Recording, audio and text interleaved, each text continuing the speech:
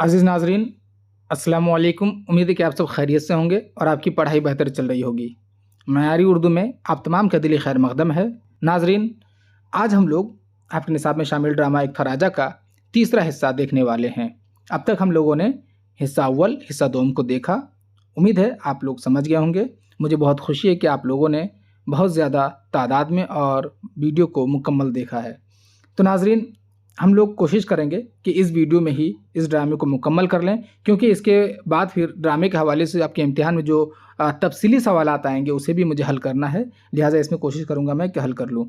और मैं आप लोगों को बता दूँ कि इस वीडियो को ज़रूर देखिए और इससे क़ब्ल की वीडियोज़ को भी ज़रूर देखिए, दोनों पार्ट को, क्योंकि ड्रामा हिस्सा जो है उसमें 10 नंबर है। 5 नंबर तफ़सीली सवाल में है और 5 नंबर मारूज़ी सवाल में है। तो तफ़सीली सवाल तो आप हल कर लेंगे, लेकिन 5 नंबर जो कि बहुत आसानी से आप हासिल कर सकते थे, वो आप हासिल नहीं कर पाएँगे। अगर आप इन वीडियोज़ को देख लेंगे अच्छे से, तो मेरे ख़्याल से आप हल करने के काबिल हो जाएँगे। क्योंकि मैं इतना जानता हूँ कि इस ड्रामे के अंदर से ही, मतन से ही सवालात आते हैं और मैं आपसे मश्क भी करवा रहा हूँ और माशाल्लाह आप लोग जवाब भी दे रहे हैं। तो आप इन वीडियोज़ में जो मतन है, जो क़िरात है, उसे देखिए और जहाँ-जहाँ पे मैं बता रहा हूँ कि यहाँ से सवाल बन सकता है, उसे आप अपनी कॉपी में उसी वक़्त नोट डाउन कर लें या किताब में जो है पेंसिल से सर्कल कर लें, ब्रैकेट लगा लें, ताकि बाद में जो है आपको जब भी मौका मिले आप उसको खोल कर के देख लें, ताकि आपको समझ में आ जाए। क्योंकि अंदर में बहुत से ऐसे सवाल अंदर से बन सकते हैं जिससे आप, अगर आप मतन नहीं पढ़ेंगे तो हल नहीं कर पाएँगे। इसीलिए मतन पढ़िए और जहाँ-जहाँ मैं बताता हूँ कि यहाँ से सवाल बन सकता है, उसे अंडरलाइन या फिर ब्रैकेट में घेर दीजिए, ताकि बाद में आप किताब खोल के सिर्फ़ उन्हीं हिस्सों को देखें। इससे क्या होगा, आप आराम से 5 नंबर यहाँ से उठा सकते हैं। इसलिए ज़रूर देखिए। चलिए शुरू करते हैं हम लोग पार्ट 3 का। हम लोग अब तक जो है ये देखे थे कि राजगढ़ का एक राजा है जो कि दुबला-पतला कमज़ोर है और उसका एक वज़ीर है जो कि बहुत ज़्यादा शातिर है, निहायत होशियार है। वो जो है राजा से गुज़ारिश करता है कि अपनी खामोशी तोड़े। राजा खामोशी तोड़ता है और बताता है कि चूँकि मेरे पास कोई औलाद नहीं, इसलिए मैं खामोश था, 15 दिन से खामोशी अख्तियार किए था। फिर वज़ीर उसे बताता है कि इसमें कोई परेशानी की वजह नहीं है और फिर इस तरह बात चलती है और फिर राजा का मूड सही होता है और फिर वज़ीर कहता है कि आज आपका 28वीं सालगिरह है। तो राजा उसमें घबरा जाता है और कहता है कि नहीं, ये 25वीं सालगिरह है। उसके बाद जो है फिर दरबारी कहते हैं कोई बात नहीं है, 25वीं ही सही। उसके बाद दरबार की कार्रवाई शुरू होती है। राजा वज़ीर कहता है कि चूँकि आपके जन्मदिन के हवाले से मैंने मुल्क में ऐलान करवा दिया था कि जो भी देना चाहे इनाम वो दे सकता है करके। तो इनाम देने के लिए दरबार में सबसे पहले जो आता है वो है बूढ़ा किसान। आपने देखा कि बूढ़ा किसान के साथ क्या मामला था, यहाँ पे मैं बताऊंगा नहीं, आप उसे पिछली वीडियो में देख लें। उसके बाद दूसरा आता है नौजवान तालिबे इल्म।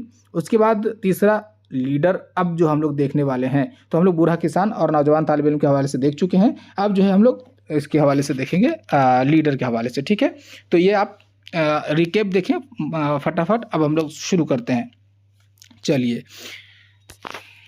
शुरू करने से कबल एक गुजारिश है कि आप जो है इस वीडियो को अपने दोस्त अहबाब से साझा करें ताकि वो इससे इस्तेफादा कर सके, और चैनल पर नए हैं तो चैनल को सब्सक्राइब कर लें।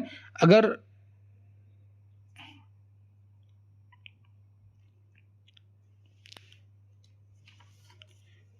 मैं आपको फटाफट पहले, इससे कबल हम लोगों ने क्या देखा, क्या पढ़ा, उसे मैं समझा दूं, उसके बाद मैं शुरू करूंगा। तो हम लोगों ने ये देखा अब तक कि एक राजा है, नहायत दुबला पतला कमज़ोर है, राजगढ़ में वो राज करता है। उसका एक वज़ीर है जो कि बहुत शातिर है, होशियार है, और राजा जो है वो औलाद न होने की वजह से गंभीर रहता है, खामोश रहता है। वज़ीर के कहने पर अपनी खामोशी तोड़ता है 15 रोज़ा, और उसके बाद वो बताता है कि चूँकि मेरे पास औलाद नहीं, इसलिए मैं मौन व्रत रख लिया था। उसके बाद वज़ीर जो है, वज़ीर के समझाने पर वो अपना मूड फ्रेश करता है और उसके बाद वज़ीर कहता है कि दरबार की कार्रवाई शुरू करते हैं। दरबार की कार्रवाई शुरू करने के बाद वो वज़ीर बताता है कि मैं आपको सबसे पहले बता दूं कि आज आपका 28वीं सालगिरह है। उसके बाद राजा गुस्से में आ जाता है, कहता है कि नहीं, 28वीं नहीं, ये 25वीं सालगिरह है। बहरहाल तो 25वीं में लोग मान जाते हैं। और उसके बाद वज़ीर कहता है कि मैं मुल्क भर में ऐलान करवा दिया था कि जो भी चाहे अपने राजा को अपने हाथ से आकर के उपहार दे सकता है। लिहाजा हम लोग शुरू करते हैं। जो लोगों की भीड़ लगी हुई है दरबार के बाहर, तो अब एक एक करके आएंगे और देंगे।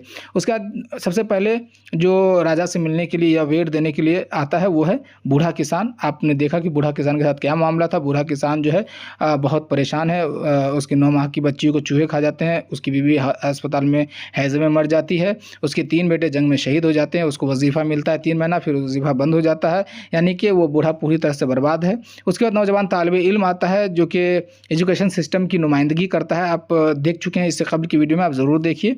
तो नौजवान तालिब इल्म को भी वो ख़रीद लेता है, 50 बीघा ज़मीन दे देता है और उस पर कहता है कि एक क्लब बना लो और उसके लिए मैं 50,000 रुपये माहाना जो है दूंगा, ताकि जो नौजवान है बेकार हैं उसके लिए वो जन्नत होगी। इस तरह से हम लोग अब तक देख चुके हैं। अब हम लोग देखेंगे इस हिस्से में कि आगे क्या होता है। ठीक है, अब हम लोग शुरू करते हैं आज की इस वीडियो को। तो आपने अब तक देखा था कि संतरी चला जाता है फिर वापस आता है। ठीक है, अब संतरी वापस आके क्या कहता है कि महाराज सब चले गए हैं, केवल एक शख्स का इसरार है कि वो आपसे मिलकर ही जाएगा। केवल माने सिर्फ, और इसरार माने जिद, वरना किले के बाहर मरण व्रत रख लेगा। यानी कि एक इंसान है जो कि जिद पे है कि नहीं, अगर मिलेंगे तो हम यहीं पे रोज़ा रखेंगे मरने तक। राजा गुस्से में आ जाता है, मरण व्रत रखने दो, मरने दो कम वक्त को, कुछ तो गल्ला बचेगा। आप शुरू से देखें कि राजा जो है वो बात बात में नाराज़ हो जाता है, गुस्से में आ जाता है, नाअहल है वो। वज़ीर लेकिन होशियार है। वज़ीर देखिए राजा को कुछ समझाता है और संतरी से कहता है ले आओ। अब देखिए वज़ीर बार बार उसको समझाता है कि देखिए इलेक्शन आगे है, अगर आवाम के साथ अगर नरमी नहीं बरतिएगा तो जो हुकूमत है वो चली जाएगी, यही समझाता होगा कान में। बहरहाल राजा, तुम कौन हो, हमें क्या देने आए हो? नौ वारिद, नौ वारिद माने दरबार में जो नया आया है। नौ के माने नया, वारिद माने आने वाला, यानी कि दरबार में जो उस वक्त नया आया है। ठीक है, नौ वारिद कौन है? लीडर ही है। तो नौ वारिद, नौ वारिद क्या बोलता है? मैं मजदूरों का लीडर हूँ, उन मजदूरों का जो कलों और कारखानों में अपना खून पसीना बहाकर भी 2 वक्त की रोटी नहीं पाते। आज उन्हीं मजदूरों की फरियाद लेकर आपके पास आया हूँ। यहाँ पे एक लफ्ज़ समझने के लायक जो है कलों, कलों जो है जमा है वो कल की जमा है। कल के माने वही कारखाना, फैक्ट्री, कान वगैरह यही सब है। ठीक है, कल के माने वो टुमारो नहीं है, फैक्ट्री वगैरह के माने में है। तो ये जो नौ वारिद है यानी कि लीडर, जो किसका लीडर है? वो मजदूरों का लीडर है, यूनियन लीडर है।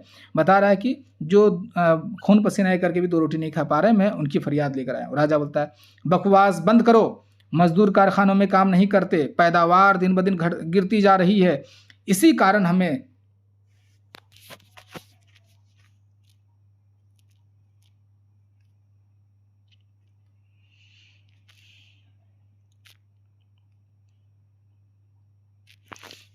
राजा, बकवास बंद करो, मजदूर कारखानों में काम नहीं करते, पैदावार दिन ब दिन गिरती जा रही है, इसी कारण हमें विदेशी मुदार नहीं मिलती। यहाँ पे मुदार लिख दिया, वो गलती है, मुद्रा होना चाहिए, मीम दाल रे अलिफ, मुद्रा, ये हिंदी लफ्ज़ है मुद्रा, यानी कि पैसा। मुद्रा नहीं मिलती, हम हुकूमत किस तरह चलाएंगे विदेशी मुद्रा के बिना? तुम इन मजदूरों की फरियाद लेकर आए हो। लीडर, अगर प्रोडक्शन कम होता है तो इसका जिम्मेदार मजदूर नहीं, कारखाने का मालिक है, हुकूमत है जो कच्चा माल सप्लाई नहीं करती, यानी कि जिससे हम लोग कोई सामान बनाते हैं, रॉ मटेरियल्स नहीं करती। अगर आपसे हुकूमत नहीं चलती तो आप इससे अलग क्यों नहीं हो जाते? राजा भिपर कर, यानी कि गुस्से में आकर के, खामोश, ये हमारी मर्जी पर है, छोड़ें या ना छोड़ें, तुम हमें सबक देने वाले कौन होते हो? वज़ीर, देखिए फिर से राजा जो है नाराज़ हो गया है। वज़ीर फिर उसके कान में समझा रहा है और समझाने के बाद मुखातिब हो रहा है। अभी वज़ीर कहेगा हम मज़दूरों की मांगों पर गौर करेंगे, इनके अच्छे सर्विस कंडीशन के लिए हमने कई मंसूबे बनाए हैं, इन पर बहुत जल्द अमल किया जाएगा। लीडर, ये सुनते सुनते कान पक गए, कारखाने तालाबंदी के शिकार होते जा रहे हैं, नया कारखाना खुलता नहीं, जो पुरानी बड़ी बड़ी इंडस्ट्रियाँ ही उनमें विदेशी इंजीनियर और माहिरीन काम कर रहे हैं, जबकि हमारे मुल्क में इंजीनियर बेकार हैं। देखिए ये जो अब इससे पहले बूढ़ा किसान था वो पूरी किसान बिरादरी का नुमाइंदा था। उसके बाद जब तालिब इल्म आया तो उस वक्त जो है एजुकेशन सिस्टम का वो नुमाइंदा था। अभी जो आया है ये लीडर, ये उस वक्त में, राजा के वक्त में जो मज़दूरों के मामलात हैं, जो हालात हैं, उसका ये नुमाइंदा है। तो बता रहा है कि क्या हो रहा है मुल्क में, कि फैक्ट्रियाँ बंद हो रही हैं, इंडस्ट्रियाँ बंद हो रही हैं, मशीन जो है वो पुरानी हो गई है, उसमें अपडेट नहीं किया जा रहा है, और अपने मुल्क के लोग बेकार बैठे हैं, दूसरे मुल्क के लोग काम कर रहे हैं। अब देखिए वज़ीर, ये ठीक है, मगर इंडस्ट्री विदेशी मुल्कों की मदद से कायम की गई है, इसलिए हमें उनकी इंजीनियरों और माहिरीन को रखना पड़ता है। ज़ाहिर सी बात है, दूसरे मुल्क जब किसी और मुल्क में निवेश करता है तो शर्त होती है कि ज़ाहिर सी बात है हमारे मुल्क के लोगों को आप काम देंगे, इसीलिए उन दूसरे मुल्कों के इंजीनियर काम करते हैं और हमारे मुल्क के इंजीनियर बैठे रहते हैं। समझाते हुए वो समझा रहे हैं, इस समय हमारा मुल्क सख्त कठिनाइयों से दो चार है, कहत पड़ गया है, शाही ख़जाना खाली है, सरहद पर दुश्मन की फ़ौज जमा है। ऐसे मुश्किल वक्त पर हमें अपने राजा का साथ देना चाहिए, मिलजुल कर इन मसलों पर गौर करना चाहिए। जाइए मज़दूरों और वर्करों को समझाइए, अपने अपने काम पर वापस जाएं और प्रोडक्शन बढ़ाएं, जभी हम तरक्की कर सकते हैं। देखिए बातों में वज़ीर जो है बहुत ज़्यादा होशियार मालूम होता है उनकी बातों को सुनने से।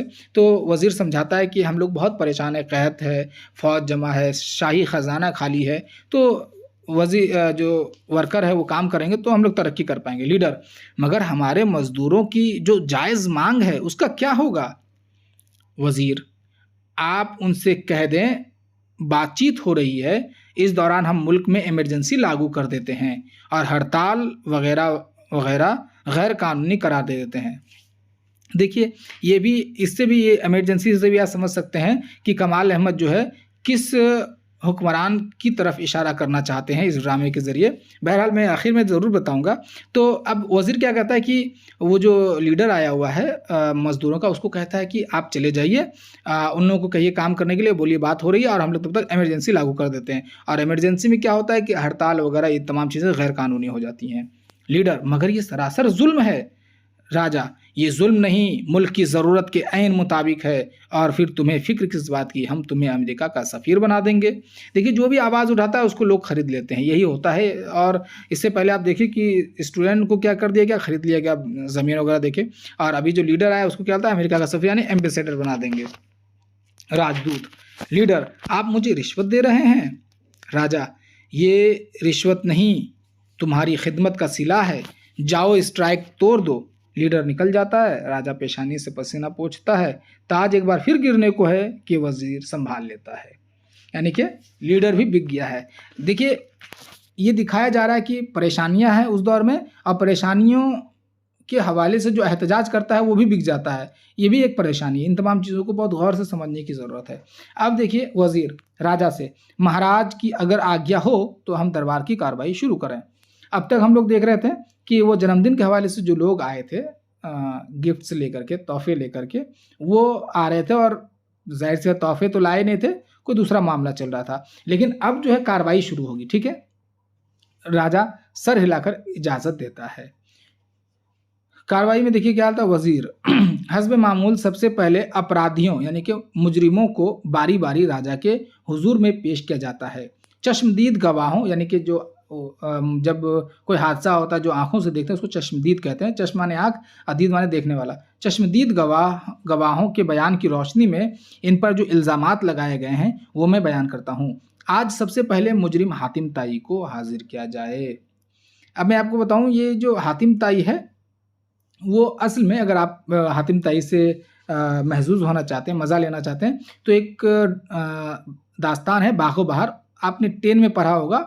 तो उसमें बाग़ो बहार में हातिम का किस्सा है, गालिबन तीसरे दरवेश में। तो आप उसको पढ़िएगा, बहुत मज़ा आएगा हातिम के हवाले से। यहाँ पे उसके हवाले से दिया है। मैं बता दूँ हातिम बहुत सखी इंसान है, उसी को यहाँ पे लिए हैं ये लोग। अब देखिए, एक सिपाही आवाज़ लगाता है कि हातिम ताई हाजिर हो। हातिम ताई एक संतरी के हमरा यानी कि साथ में, हमरा माने साथ, दाखिल होता है। अरबी लिबास में लंबा चौड़ा खूबसूरत नौजवान है।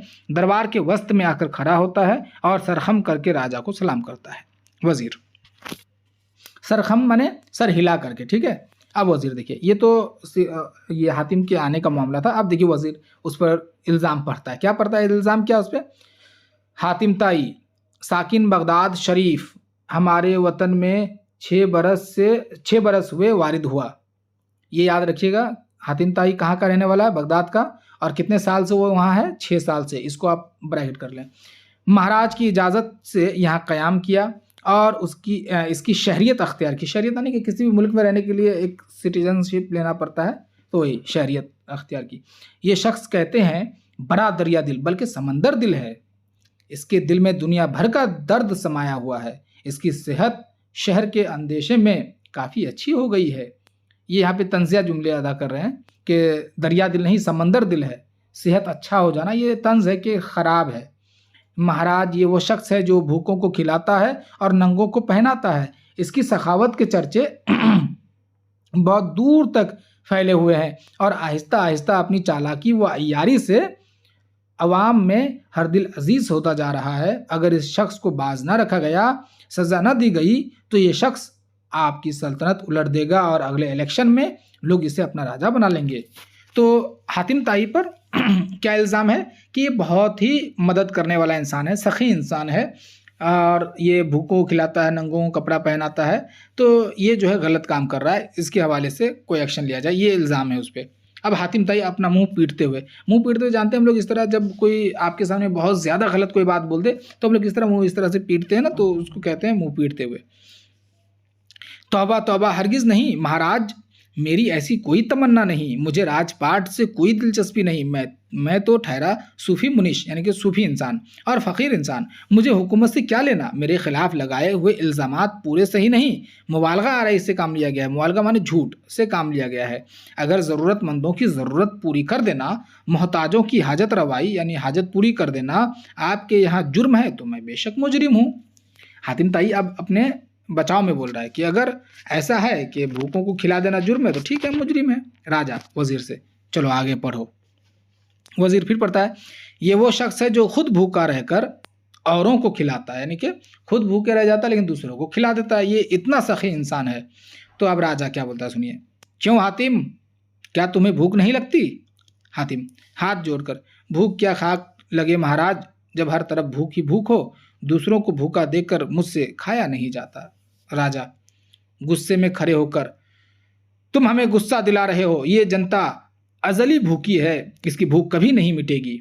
राजा फिर से गुस्सा हो गया है कि ये अजली माने पैदाइशी, यानी जब से ये जनता पैदा हुई भूखी ही है। हातिम, मिटेगी सरकार अगर हम सब अपने निवाले बांट लें। राजा खामोश, छोटा मुंह बड़ा निवाला, मुझे सबक पढ़ाने की कोशिश ना करो। हातिम, कहीं तुम कम्युनिस्ट तो नहीं हो गए? हातिम हैरत से, कम्युनिस्ट ये क्या होता है? कम्युनिस्ट जो है एक नज़रिया है, ख़ासतौर से मार्क्स के नज़रिए से मुतासिर, जिसमें तमाम चीज़ें इक्वल कहने का नज़रिया पेश किया जाता है। बहरहाल, तो अब राजा बोलता है कि तुम कम्युनिज़्म नहीं समझते हो, तो फिर ये दरिया दिली क्या मानी रखती है? तुम्हारे मन में गरीबों के लिए इतना प्रेम क्यों? वज़ीर आगे बढ़ते हुए, अब वज़ीर फिर से वो उसके इल्ज़ाम को पढ़ रहा है। परसों ही यानी कि इन्होंने भोला मिस्त्री की लड़की रुक्मणी की शादी के लिए 3500 रुपये दिए, जबकि भोला हमारे दरबार से खाली हाथ लौटा था। इस तरह महाराज ये शख्स आपको बदनाम करने की कोशिश कर रहा है। इसको पूरा आप ब्रैकेट में ले लें, क्योंकि यहाँ पे क्या है कि भोला मिस्त्री को इन्होंने कितना दिया? 3500 रुपये दिया। उसकी बेटी का क्या नाम है? रुक्मणी है। क्यों दिया? शादी के लिए दिया। और दरबार से कितना मिला? तो 1 भी रुपये नहीं। तो यहाँ पे आप तो इसकी सखावत की एक मिसाल ये है कि वज़ीर कहता है कि जो रुक्मणी है, भोला मिस्त्री की बेटी, उसकी शादी के लिए दरबार से 1 रुपये भी नहीं मिला, लेकिन हातिम ने उसको 3500 रुपये दिया है। इस तरह जो है, अब वो मदद तो कर रहा है, लेकिन वज़ीर समझ रहा है कि मदद नहीं कर रहा है, ये राजा को बदनाम किया जा रहा है। आगे देखिए, राजा गुस्से में, हातिम, तुम्हारी सखावत हद से बढ़ती जा रही है, तुम हमें रुसवा और जलील कर रहे हो। हातिम हाथ जोड़कर, महाराज अगर भोले को, यानी कि जो भोला मिस्त्री है, भोले को रुपए न मिलते तो लड़के वाले बारात वापस ले जाते। फिर कहिए सरकार, रुक्मणी को कौन ब्याह करता, यानी शादी करता? राजा, तुम्हें चिंता की कोई ज़रूरत नहीं, हम जो हैं, याद रखो तुम दूसरे मुल्क से आए हो, तुम्हें हमारे मुल्क के कानून के मुताबिक चलना पड़ेगा, वरना हम तुम्हें दी हुई शहरियत वापस ले लेंगे। आइंदा ख्याल रहे, तुम्हें जो कुछ मदद करनी हो हमारे कायम करदा ट्रस्ट में देना, हम लोगों तक पहुंचा देंगे। अब तुम जा सकते हो। हातिम चला जाता है। देखिए, यहाँ हातिम का जो किरदार है, वो हमारे समाज में जो सोशल वर्कर्स होते हैं उनका ये किरदार है, उनकी नुमाइंदगी ये किरदार कर रहा है तो अब जैसे आज के ज़माने में एक है वो सोनू सूद है, वो बहुत मदद कर रहा है लोगों की। तो अब इस तरह क्या है कि हुकूमत को ये ख़राब लगता है। वो कहता है कि आप जैसे आज देखिए हिंदुस्तान में ना वो पीएमओ है, प्राइम मिनिस्टर फंड जो है वो, तो उसमें लोगों ने कोविड के टाइम में बहुत बेतहाशा पैसे ताउन किए, लेकिन उसका किसी को हिसाब नहीं है। तो सरकार का कहना है कि फंड में दीजिए, हम हेल्प करेंगे, लेकिन ज़ाहिर सी बात है हेल्प कोई करता नहीं है। इसीलिए जो सोशल वर्कर है वो अगर हेल्प करे तो सरकार उसको जेल में डाल देती है। तो ये हातिम उसी की नुमाइंदगी करता है, ठीक है। तो हातिम आया और उसकी सखावत का इल्ज़ाम उस पर लगता है, उसके बाद वो चला जाता है, उसको डांट दिया था वजीर। और ये दूसरा मुलजिम सिंदबाद जहाज़ी। अच्छा, ये भी सवाल हो सकता है कि दरबार में पहला मुजरिम कौन हाजिर होता है, तो हातिम ताई। दूसरा कौन है, तो सिंदबाद जहाज़ी। और तोहफा देने के लिए कौन आता है, तो बूढ़ा किसान पहले। तो दूसरा मुलजिम कौन है, वो है सिंदबाद जहाज़ी। अच्छा, मुलजिम और मुजरिम में क्या फ़र्क है, मैं आपको बता दूं कि मुलजिम उसको कहते हैं जिस पर सिर्फ इल्ज़ाम लगाया गया हो, वो भी वो साबित ना हुआ हो। जब इल्ज़ाम साबित हो जाए वो हो जाएगा फिर मुजरिम हो जाएगा, ठीक है। सिपाही आवाज़ लगाता है, सिंदबाद हाजिर हो। एक सिपाही के हमरा सिंदबाद जहाज़ी हाजिर होता है। नेवी का कप्तान मालूम होता है, नेवी यानी कि जो इंडियन फ़ौज है ना, एक जो पानी में फ़ौज रहती है वो नेवी कहलाती है। ये अंग्रेज़ी वर्ड है नेवी, NAVY। नेवी का कैप्टन मालूम होता है, सफ़ेद पैंट और सफ़ेद कमीज़। इसकी एक उम्दा फिल्म है, वो अक्षय कुमार ने बनाई है, रुस्तम, उससे देखिएगा तो नेवी समझ जाइएगा। छोटी सी दाढ़ी, बगल में बड़ा सा पतवार लिए सीना ताने खड़ा है। सिपाही उसे सर झुकाकर सलाम करने को कहते हैं, मगर बदस्तूर अकड़ा रहता है। एक सिपाही ज़बरदस्ती उसकी गर्दन पकड़कर झुका देता है, वो झिल्ला कर मारने उठता है। यानी कि सिंदबाद जो यहाँ पे वो जैसे होता है ना कि बादशाह के सामने तो बेबस हों, थोड़ा सा अदबन खड़ा हो, लेकिन ये अकड़ के खड़ा है, ये दिखाना चाह रहे हैं। वजीर डांटते हुए, यहाँ अकड़ नहीं चलेगी, तमीज़ से खड़े रहो। फिर पढ़ते हुए, यानी कि उसके अब जुर्म को पढ़ेंगे। ये शख्स जो अपना नाम सिंदबाद जहाज़ी बताता है, कल रात हुगली नदी के किनारे मुश्तबे हालत यानी कि शक की हालत में गिरफ्तार किया गया। हमें शुबह है कि ये कोई CIA एजेंट है या फिर दुश्मन मुल्क का जासूस। इसे भी आप अंडरलाइन कर लें। यहाँ पे क्या है कि वो जो सिंदबाद जहाज़ी है वो किस नदी के किनारे पकड़ा गया है, हुगली नदी के किनारे, ठीक है। और क्या शक है, CIA, वो सेंट्रल इंटेलिजेंस एजेंसी जो है वो इसका अमेरिका का, ये उसके हवाले से कि ये कह रहा है कि हमको लगता है ये जासूस है CIA का, यानी कि अमेरिका का जासूस है। राजा, क्यों, तुम कौन हो? सिंदबाद, सिंदबाद कहता है कि मैं एक सयाह हूँ, सयाहत मेरा काम है। मैंने दुनिया के तमाम मुल्क देखे हैं, मैंने अपनी कश्ती में पूरी दुनिया की सैर की है। सयाह के मानी घूमने वाला, टूरिस्ट जिसको बोलते हैं ना वो। तो बोलता है मैं घूमने वाला हूँ, मैं घूमता रहता हूँ। राजा, क्या तुम इससे पहले भी कभी हमारे मुल्क में आए थे? सिंदबाद कहता है नहीं, मगर मेरा बाप आया था और उसने अपनी डायरी में जो कुछ इस मुल्क के बारे में लिखा है वो मेरे इश्तियाक भड़काने के लिए काफ़ी है, और इसीलिए मैंने हिंदुस्तान की सफ़र की ठानी। मगर मुझे ये पता नहीं था मेरा बाप झूठा होगा, वो तमाम बातें गलत लगेगा। देखिए, ये दरअसल नुमाइंदगी यहाँ पे जो है टूरिस्टों, ये जो हमारे मुल्क के हवाले से जो फॉरेनर्स लिखते हैं या जो जानते हैं ये उसकी नुमाइंदगी कर रहे हैं। ये कहते हैं कि उसका बाप जो है कभी आया था और उसका बाप जो है बहुत तारीफ़ किया था हिंदुस्तान के बारे में। ये जब खुद आके देखता है तो देखता है कि बहुत वो तमाम तारीफ़ें झूठी हैं। अब क्या तारीफ़ें थी आप आगे देखिए। राजा कहता है क्या लिखा था तुम्हारे बाप ने? सिंदबाद, उसने लिखा था हिंदुस्तान एक शांत विशाल जगह है। शांत समझ गए, विशाल माने बड़ी जगह, जहाँ रूहानी सुकून मिलता है, जहाँ इंसाफ है, जनता संतुष्ट है, यानी कि सेटिस्फाइड, कोई भूखा नहीं, नंगा नहीं। और उसने हर्षवर्धन और अशोक की काफ़ी तारीफ की है। राजा, तुम्हारे बाप ने पुराने हिंदुस्तान का जिक्र किया है जब यहाँ बादशाहत थी, लेकिन आज का हिंदुस्तान काफ़ी बदल गया है। अब अवाम की हुकूमत है, डेमोक्रेसी है। तो उसके बाप ने क्या क्या तारीफ पेश की, देखें कि कोई भूखा नहीं है, कोई नंगा नहीं है, हर तरफ जो है सुकून है, लेकिन ये तमाम चीज़ें गलत है जब वो आता है। तो राजा कहता है कि ये जो है ना बादशाहत का ज़माना था, अभी डेमोक्रेसी है। जानते हैं डेमोक्रेसी, जिसमें हम लोग वोट दे करके अपने हुक्मरान को चुनते हैं, तो वही डेमोक्रेसी है। तो सिंदबाद कहा लगा करता है डेमोक्रेसी, जमहूरियत, हाँ, ये तो ख़ानदानी जमहूरियत है। इससे भी आप समझ सकते हैं कि किसकी तरफ इशारा है।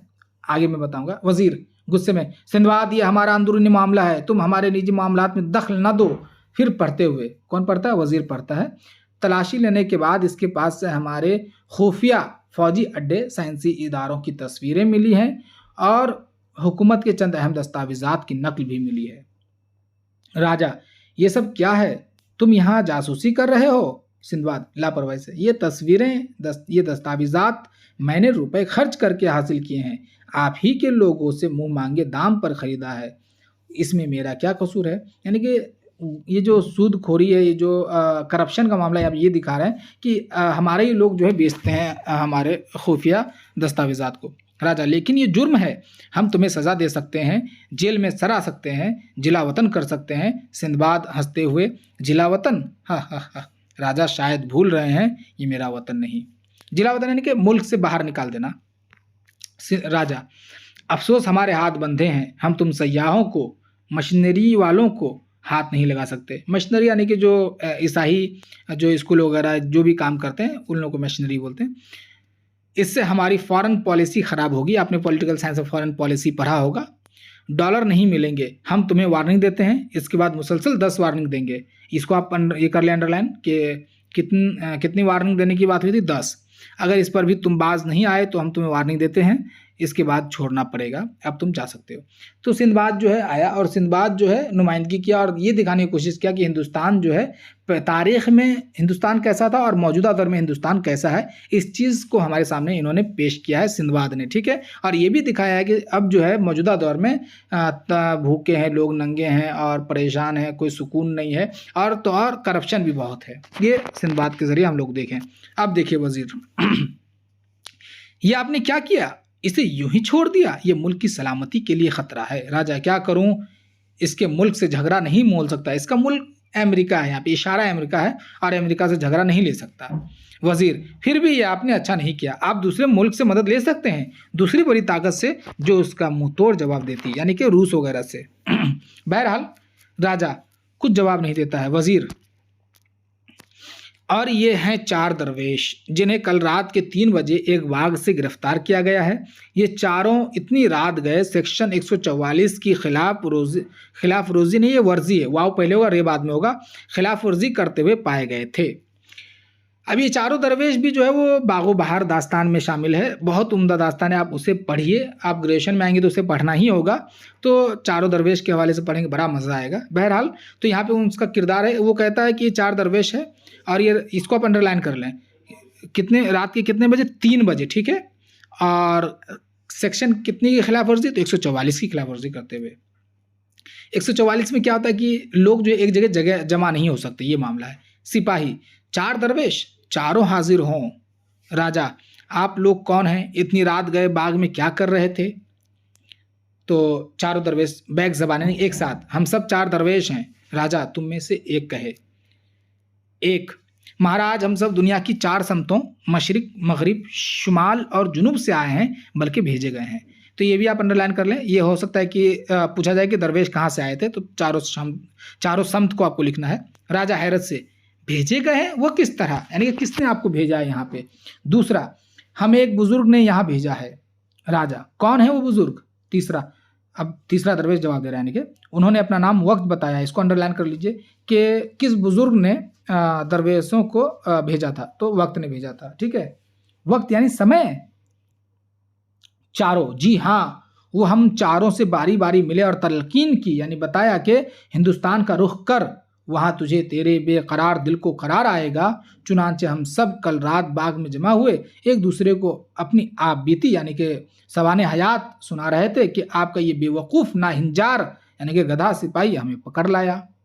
राजा, ये तो उसका फ़र्ज़ था, तुम हमारे मुल्क में नए आए हो, इसलिए हमारे मुल्क के कानून से वाक़फ़ियत नहीं। हमारे यहाँ रात 11 बजे के बाद स्मगलरों के सिवा दूसरे घूमने वालों को गिरफ्तार कर लिया था। इसको अंडरलाइन कर लें। रात की कितने बजे के बाद? 11 बजे के बाद। हमारे यहाँ 144 धारा लगी है, 3 से ज़्यादा शख्स एक जगह जमा नहीं हो सकता। इसको भी अंडरलाइन कि धारा 144 के तहत कितने लोग एक जगह जमा नहीं हो सकते, तो 1 से ज़्यादा। एक हमें इसका पता ना था, यानी कि 144 लगा हुआ आपके मुल्क में, हमें पता ना था। राजा, खैर हमें भी वो कहानी सुनाओ जो तुम एक दूसरे को सुना रहे थे। हमें भी कहानी सुनने का बड़ा शौक है। जब से हमारी नानी मरी हैं, हमें कोई कहानी सुनाने वाला नहीं। क्या तुम हमें कहानी सुनाओगे? राजा बोल रहा है कि मुझे कहानी सुनने का बहुत शौक है। वही जो आप लोग सुना रहे थे एक दूसरे को, हमको भी सुनाइए। तो एक दरवेश क्या बोलता है, परियों की कहानी नहीं, ये मशीनी दौर के इंसानों की कहानी है। जैसे आप तमाम सुने होंगे अपने दादा दादी नाना नानी इन लोगों से कि वो लोग जब कहानी सुनाते तो दूसरी दुनिया के किरदार होते उसमें। तो वही कह रहा है कि इसमें परियों की कहानी नहीं है, ये मशीनी दौर यानी कि जो अभी जो टेक्नोलॉजी की दुनिया है, इस दौर की कहानी है। हकीकी कहानी, क्या आप ये सुनना गवारा करेंगे? राजा, हकीकी कहानी यानी कि कहानी और हकीकत, कहानी के माने ही झूठ है। तो बोलता झूठ और हकीकत, कहानी से हकीकत का क्या ताल्लुक? कहानी कहानी है। क्यों मेरे वजीर? वजीर कहता नहीं महाराज, अब कहानी का लहजा बदल रहा है। अब इनमें परी, बहिश्त, दूध की नदियों का जिक्र नहीं, अब इनमें मजदूरों किसानों के बहते पसीने की बू है, इनके कर्ब और दुख की दास्तान है। यानी कि पहले जो है कहानियों में क्या होता था कि परी है, जिन है, भूत है, बहिश्त है, दूध की नदियां हैं, ये तमाम चीज़ें जो दूसरी दुनिया की है वो सब होती थी। लेकिन अब क्या है, मजदूरों किसानों के बहते हुए लहू हैं, पसीने हैं, ये तमाम चीज़ें हैं जिससे आज के दौर को हम लोग समझते हैं। तो ये वजीर उनको बताता है। तो राजा हैरत से, तुम्हें भी ऐसी कहानियां पसंद हैं? राजा हैरत से पूछता वजीर से। वजीर, पसंद या नापसंद से कुछ नहीं होता महाराज, ये वक्त की कहानी है। राजा जिद करते हुए, भाई हमें तो जल परियों की कहानी अच्छी लगती है, ओदे बादलों और खुले आसमानों की कहानी। दरवेश से, क्या तुम ऐसी कहानी नहीं जानते जिसमें जल परी हो, ओदे बादल यानी कि बादल जो है लटकता हुआ हो? एक, हम सब वो कहानी भूल गए हैं। हम कल बैठे तबसरा कर रहे थे, एक तरह से यूं समझिए इंटरनेशनल रिलेशंस पर सेमिनार हो रहा था। पॉलिटिकल साइंस में आप पढ़ चुके होंगे इंटरनेशनल रिलेशंस के जो एक मुल्क का दूसरे मुल्कों के साथ जो ताल्लुक है वो इंटरनेशनल रिलेशंस है। तो इस पर आप जानेंगे उधर। तो बोल रहा है कि हम लोग जो है कहानी नहीं सुना रहे थे, हम लोग तबसरा कर रहे थे कि मौजूदा दौर में इंटरनेशनल रिलेशन किस तरह का है। राजा, ये क्या होता है? मैं ये सब नहीं जानता, मुझे कोई ऐसी कहानी सुनाओ जिसे सुनकर नींद आ जाए। दूसरा, माफ कीजिएगा महाराज, हमारी कहानियां सुनाने के लिए नहीं, अवाम को जगाने के लिए हैं। राजा, हम तो जागे हुए हैं, तुम हमें किस तरह जगाओगे? यानी कि आप जानते हैं कि कहानी सुना के बच्चों को सुलाया जाता तो वही कहता कि हमको नींद आ जाए, दास्तानों की यही रिवायत रही है। तो ये कहता कि नहीं, हम जगाने के लिए कहानी सुनाते हैं, सुलाने के लिए नहीं। तो राजा कहता हम तो जागे हुए हैं, तो जागे हुए को कैसे? तो तीसरा आदमी बोलता है यही तो मुश्किल है, यानी कि जागे हुए को जगाना ही तो मुश्किल है। इतने में एक सिपाही घबराता हुआ दाखिल होता है। यानी कि अभी इन लोगों के दरमियान बात ही हो रही है कि एक सिपाही दरबार में बहुत हाँफता हुआ आता है, दौड़ता हुआ आता है, और दौड़ने का जिस तरह हम लोग हाँफते हैं, इस तरह से वो हाँफते हुए बोल रहा है कि महाराज, खबर आई है कि पूरे सूबे में यानी कि मुल्क में कहत और भूखमरी फैल गई है, लोग बुरी तरह मर रहे हैं और तकरीबन हजारों भूखे नंगों का इज्तिमाम यानी भीड़ महल की जानिब बढ़ रहा है। राजा घबरा कर उठ खड़ा होता है, क्या? फिर बेचैनी से टहलने लगता है। वजीर, आप ही कुछ कीजिए, अब पानी सर से ऊंचा हो रहा है। वजीर को कहता है राजा, वजीर मुझे कुछ सोचने दीजिए। अब जाहिर से वो सोचना चाह रहा है। राजा बोलता है और सोचने का वक्त नहीं, ये वोट लिख दे, ये वक्त है, ठीक है, वाव काफते नहीं, अगर कहीं से गले का बंदोबस्त नहीं हुआ तो हुकूमत गई। राजा को अभी भी हुकूमत की पड़ी है। तो वजीर तो ये झिल्ला करेंगे, गुस्से में आ गया वो, आपको अपनी हुकूमत की पड़ी है, अवाम का ख्याल नहीं, यानी कि अवाम के बारे में सोचिए, क्योंकि वो भूखमरी का शिकार है, आप सिर्फ सत्ता बचाने के चक्कर में है। एक दरबारी आगे बढ़कर कहता है, दरबारी, मेरे जहन में एक बात आई है। राजा बेचैनी से, ये क्या? वो क्या, जल्दी बको। फिर सिपाहियों से दरवेशों की तरफ इशारा करते हुए उन्हें कैद में डाल दिया, यानी कि जिससे बात कर रहे थे दरवेशों से, उसको कैद में डाल देने की बात होती है। इशारे से वो लोग चला जाता है। दरबारी अब जो बताया कि उपाय है, क्या उपाय है? देखिए महाराज, मैंने एक ऐसे चिराग का जिक्र सुना है जिसे हासिल करने से हमारे तमाम मसाइल हल हो सकते हैं। आप जानते हैं उस चिराग को, अलादीन का चिराग, इस पे सीरियल वगैरह भी है। राजा हैरत से, चिराग? कैसा चिराग? दरबारी, वह चिराग बगदाद की एक दर्जन के लड़के अलादीन नाम के शख्स के हाथ लगा था, और अब वो चिराग हिंदुस्तान में है। किसके? इसको अंडरलाइन कर लीजिए, ठीक है। दर्जन कहते हैं, जैसे कपड़ा सीने वाला अगर मर्द है तो दर्जी है, और अगर औरत है तो दर्जन है, ठीक है, इस तरह ख्याल रखिएगा। तो कह रहा है कि अलादीन के पास वो चिराग है जिससे हल हो सकता है मसला, और वो चिराग अभी हिंदुस्तान में है। राजा, वो चिराग हिंदुस्तान में है, उसकी खूबी क्या है? दरबारी, एक देव उस चिराग का गुलाम है। आप जानते हैं ना, वो चिराग को जब घसते हैं हाथ से तो एक देव निकलता है और कहता है, क्या हुक्म मेरे आका। देख चुके हैं आप मेरे ख्याल से। तो वही कि एक देव जो है, यानी कि जिन जो है उसका गुलाम है। जिस शख्स के हाथ ये चिराग लगेगा वो देव उसका गुलाम हो जाएगा और फिर जो चीज़ मांगेगा मिनटों में हाजिर हो जाएगी। राजा आंखें चमक उठी, यानी कि खुशी से, सच अगर ऐसा हुआ तो क्या ही अच्छा हो। फिर गरज कर, मगर याद रखो अगर ऐसा न हुआ तो हम तुम्हारी गर्दन उड़ा देंगे। दरबारी को कह रहा है कि अगर वाकया अगर सच ना है तो फिर हम तुम्हारी गर्दन उड़ा देंगे। ये राजा कहता है, किसको? दरबारी को कहता है। दरबारी सर खम करते यानी कि सर हिलाते हुए, बेशक महाराज, यानी कि गर्दन उड़ा दीजिए। राजा, इस चिराग से हम चाही खजाना है कि हम जितना चाहते हैं खजाना भर सकते हैं, गल्ला मंगवा सकते हैं।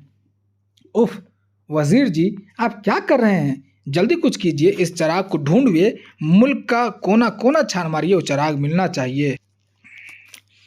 उसके बाद वजीर तशवीश से, मुझे तो सब बकवास लगती है, ऐसे किसी चिराग का वजूद नहीं हो सकता। दरबारी उसूक के साथ, यानी यकीन के साथ, है और ज़रूर है, आप कोशिश तो कीजिए। राजा, हाँ, ये ऐलान करवा दीजिए कि जिस शख्स के पास ये चिराग हो वह उसे लेकर हमारे हुजूर में फ़ौरन हाजिर हो, इनाम मिलेगा। राजा चूंकि अहमक है तो अहमक वाली बात। अब जाहिर सा जिसके पास चिराग है उसको इनाम की क्या ज़रूरत। अब देखिए वजीर कहता है, अगर ऐसा कोई चिराग है भी तो कोई भला क्यों देने लगा, और फिर जब उस चिराग से सब कुछ हासिल हो जाता है तो कोई इनाम की परवाह क्यों करेगा। राजा सोच में पड़ जाता है, बात तो सही है, हाँ ठीक है, ऐसा करो, अलादीन नाम के तमाम आदमियों को गिरफ्तार करके लाओ। वजीर, गिरफ्तार करने से क्या चिराग मिल जाएगा? बेशक हम उसे अजियत देंगे, मीसा का खौफ दिलाएंगे। मीसा जो है कमाल अहमद जिस हुकूमत की तरफ इशारा कर रहे हैं, उस हुकूमत में एक एक्ट जारी किया गया था जिसका नाम है Misa, maintenance of internal security act. तो ये 1971 की ईस्वी में मेरे ख्याल से नाफिज किया गया था। तो कहता है कि इसका हम लोग खौफ दिलाएंगे। वजीर कहता है, मुझे उम्मीद नहीं, वैसे मैं ऐलान किए देता हूँ। फिर संतरी को बुलाकर कुछ कहता है, संतरी चला जाता है। कुछ लम्हे बाद सिपाही 5 आदमियों को गिरफ्तार करके लाता है। इसको आप अंडरलाइन कर लें कि सिपाही कितने आदमियों को गिरफ्तार करके आता है, तो 5 आदमियों को। ये 2018 में पूछा गया था कि सिपाही अलादीन नाम के कितने आदमियों को गिरफ्तार करके लाता है, तो 5 आदमी को। ठीक है, सिपाही, इन 5 का नाम अलादीन है, बस इतने ही अलादीन मिल सके। राजा बेअख्तियार कहा लगाते, यानी कि उसको तो आप समझिए मिल गया है चिराग। तुम लोग अलादीन हो? फिर गरज कर, कहाँ है वह चिराग? एक ताजुब से, चिराग? कैसा चिराग महाराज? राजा थप्पड़ रसीद करते हुए, वो जो बोल रहा है जो कि कैसा चिराग महाराज, एक थप्पड़ मारते हैं उसके गाल पे। बदतमीज, जैसे कुछ नहीं जानता। हमें सब पता है, बताओ वो चिराग कहाँ छुपा रखा है। दूसरा, यकीन कीजिए हमारे पास कोई चिराग नहीं। राजा, यूं नहीं मानोगे, सिपाही इसे 10 कोड़े लगाओ। सिपाही 1 कोड़े लगाने लगता है, वो कराह उठता है, एक, मुझे छोड़ दो, मुझे न मारो, मेरा नाम अलाउद्दीन है। अब देखिए वो अलादीन, तो ये समझिए कि अलादीन को ढूंढ रहा, मैं अलाउद्दीन हूँ, मैं वो अलादीन नहीं, मैं अलाउद्दीन हूँ। राजा दांत पीस कर, अलादीन बता चिराग कहाँ रखा है। वो मार खा खा कर अधमरा होकर फर्श पर गिर पड़ता, जिसे 10 कोड़े मारने का हुक्म दिया गया। राजा, झूठ बकता है हरामजादे, कमीने, मैं ऐसी मुसीबत में पड़ा हूँ और ढटाई से झूठ बके जा रहा है। ढटाई यानी कि लगातार एकदम ढीठ होकर के ढटाई से झूठ बोले जा रहा है। दूसरे को एक थप्पड़ रसीद करता है, क्या तेरे घर में कोई चिराग नहीं? तो दूसरा बोलता रोते हुए, है, हमारे घर के ताक पर एक चिराग धरा है। ताक पर, ताक समझते हैं ना, घर में हम लोग बनाते हैं कोई सामान रखने के लिए, ताक बोलते उसको। राजा खुश होकर, तो फिर जा जल्दी से वो चिराग ला। दूसरा, मगर वो चिराग सुना पड़ा है, उसमें रोशनी नहीं है। जब से मिट्टी का तेल महंगा हुआ है, हम अपनी कुटिया में भी रोशन नहीं करते। यानी कि उस वक्त में मिट्टी का तेल भी जो है बहुत महंगा था, ये लोग जो गरीब लोग हैं चिराग भी नहीं जला पा रहा था। राजा मारते हुए, कमीने अपनी गरीबी दिखा रहा है, खाल उधरवा दूंगा। सिपाही, इसे 50 कोड़े लगाओ। सिपाही मारने लगता है, अचानक आवाज आती है। आवाज, क्या आवाज आई? ठहरिए। राजा, कौन? फिर सिंदबाद सामने नजर आता है, एक चिराग उसके हाथ में है। राजा हैरत से, सिंदबाद तुम? सिंदबाद, हाँ मैं मुसीबत का साथी। सिंदबाद चूँकि अमेरिका का नुमाइंदा किरदार है इसलिए कहता है कि मैं मुसीबत का साथी, क्योंकि अमेरिका जो है मुल्कों की मदद करता है और उसको अपने चुंगल में फंसा लेता है। चिराग दिखाते हुए, यही वो चिराग है जिसकी आपको तलाश है, यानी कि मदद, यानी कि डॉलर, पैसा। राजा खुश होकर, हाँ हाँ मगर ये चिराग तुम्हें कैसे मिला, ये तो हमारे हिंदुस्तान में था। सिंदबाद मुस्कुराते हैं, हाँ मगर अब हमारे कब्जे में है। राजा, ओह तो तुम्हारे मुल्क की खुशहाली की यही वजह है। सिंदबाद, हाँ, और अगर आप चाहें तो हम आपकी मदद के लिए तैयार हैं। राजा, वो किस तरह। सिंदबाद, हम इस चिराग के जरिए एक बार फिर हिंदुस्तान में खुशहाली और कामरानी ला सकते हैं। राजा बेताबी से, तो फिर जल्दी करो। सिंदबाद, हम आपको गल्ला दे सकते हैं क्योंकि आपका मुल्क कहत से दो चार है। राजा दीवानों की तरह, हाँ हाँ मुझे गल्ला चाहिए। सिंदबाद ठहरे हुए लहजे में, और आपका शाही खजाना भी खाली हो गया है। राजा, हाँ तुम सब जानते हो। सिंदबाद मुस्कुराते हुए, हम आपका शाही खजाना दोबारा भर सकते हैं। राजा बेचैन होकर, तो फिर देर किस बात की है, जल्दी करो। भूखे लोगों का हुजूम महल की तरफ बढ़ता चला आ रहा है। बैक वक्त चीख पुकार और हुजूम की आवाज़। देखिए राजा चूंकि बेवकूफ़ है, वो कुछ नहीं समझ रहा है। सिंदबाद जो है चूंकि अमेरिका का किरदार है, तो अमेरिका का काम यही है कि अगर कोई मुल्क बहुत बेचैन है, बहुत परेशान हाल है, तो उसकी परेशानी का फ़ायदा उठाकर उस वक्त मदद करता है और उस पर ऐसे ऐसे शराइत लगा देता है कि वो मुल्क उस शर्त को पूरा नहीं कर पाता है। तो वही यहाँ पे दिखा रहा है कि अब जैसे पाकिस्तान में देखिए बहुत कर्ज है, हिंदुस्तान में भी कर्ज है, तो कर्ज इस कदर दे दिया जाता है कि वो और अदा नहीं कर पाता। उसके बाद जो अपना उसूल है, जो कानून है, वो मनवा लेता है अमेरिका। सिंदबाद, मगर इसके लिए आपको भी हमारी कुछ बात माननी होगी। यानी कि ये गल्ला दे सकता है, सारी खजाना भर सकता है, तमाम खुशहाली लौटा सकता है, लेकिन कुछ शर्त है। ये वही शर्त है जिसको ये इसको मनवाना है। राजा, मैं हर बात मानने को तैयार हूँ, हर मुआहिदा करने को तैयार हूँ। वजीर, ठहरिए महाराज, इतनी जल्दबाजी से काम न लें। राजा, क्या बकते हो, ऐसे आड़े वक्त में मेरा दोस्त मुल्क काम आ रहा है। देखिए यहाँ पे मुल्क का लफ्ज़ इस्तेमाल हो गया ना। सिंदबाद चूंकि अमेरिका का नुमाइंदा है, तो मुल्क काम आ रहा है और पसो पेश करूँ, यानी कि आगे पीछे हटूँ, सोचूं। वजीर कहता, मगर ये जान लीजिए इसकी ये खिदमत बेलौस नहीं, ये देव उस चिराग के देव से ज़्यादा ख़तरनाक है। फिर अगर आप इसके चुंगल में फंस गए तो रिहाई मुमकिन नहीं। बहुत उम्दा है ये जुमला कि चिराग के अंदर में जो देव है, जो राक्षस है, उससे बड़ा राक्षस ये मुल्क अमेरिका है। अगर इसके चंगुल में एक बार फंस गए ना तो दोबारा वापस रिहाई मुमकिन नहीं। राजा, तुम खामखा शक कर रहे हो। वजीर, शक नहीं महाराज, यकीन के साथ कह रहा हूँ, इसकी नीयत ठीक नहीं है। इसके चंद शराइत ऐसे होंगे जिन्हें मानकर आप हिंदुस्तान को उनके हाथों गिरवी रख देंगे। देखिए बात खुल रही है ना। राजगढ़ जो है, वहाँ पे स्टार्टिंग में जो जुमला इस्तेमाल किया था राजगढ़, वो दरअसल राजगढ़ नहीं, वो दरअसल हिंदुस्तान है। बात खुल रही है। को उनके हाथों गिरवी रख देंगे। सिंदबाद, इस पागल के पास न जाएं, उसकी बात न सुने, ये आपको गल्ला नहीं दे सकता। राजा वस्त में खड़ा है, एक तरफ सिंदबाद चिराग उठाए, दूसरी तरफ वजीर का रोकता हुआ हाथ। राजा पागलों की तरह एक बार सिंदबाद को, एक बार वजीर को देखता है। वजीर, हाँ मैं गल्ला नहीं दे सकता, मगर मैं आहनी इरादे दे सकता हूँ, यानी कि मजबूत इरादे दे सकता हूँ, हौसले दे सकता हूँ, जिनसे आप खुद गल्ला पैदा कर लेंगे। आपकी ज़मीन खुद ब खुद गल्ला उगलेगी, मगर इसके पास न जाएँ। सिंदबाद, झूठ, इसके खोखले वादों में न आइए। गल्ला, डॉलर। राजा दोनों की तरफ बेचैनी से तकता रहता है, वो कोई फैसला नहीं कर पाता। लोगों की आवाज़ करीब तर होती जा रही है, आहिस्ता आहिस्ता पर्दा गिरता है। नाजरीन, ये हम लोग देख चुके हैं अब ड्रामा को। अब मैं सबसे पहले ये बता दूं कि ये ड्रामा जो है कमाल अहमद ने इंदिरा गांधी की हुकूमत की तरफ इशारा करते हुए लिखा है। उसके दौर में जो भी कमियां थी, चाहे वो किसानों के हवाले से हो, चाहे वो एजुकेशन सिस्टम के हवाले से हो, चाहे वो मज़दूरों के हवाले से, चाहे वो इंडस्ट्रीज़ के हवाले से हों, चाहे वो सयाहत के हवाले से हों, चाहे वो गरीबों के हवाले से हों, चाहे वो इंटरनेशनल रिलेशनशिप के हवाले से हों, चाहे वो दूसरे मुल्क से मदद लेने के हवाले से, तमाम हवालों से जो है ये मुल्क उस वक्त परेशानी में दो चार था। तो उन्हीं तमाम चीज़ों को कमाल अहमद ने पेश किया है। जैसे आप इशारों में देख सकते हैं, मीसा है, एमरजेंसी है, कहत का मामला, ये तमाम चीज़ें उसी हुकूमत में हुई थी। तो ये उस वक्त के मामलात को इन्होंने पेश किया है। लेकिन मेरे ख़्याल से अगर आप आज देखेंगे ना, तो आज भी मेरे ख़्याल से उससे ज़्यादा ख़राब मामला है। आज बस आप हुक्मरान को चेंज करके देखिए, नाम रख के देखिए किसी का, और मौजूदा दौर में हुकूमतों को देखिएगा तो आपको पता चलेगा कि बिल्कुल यही है।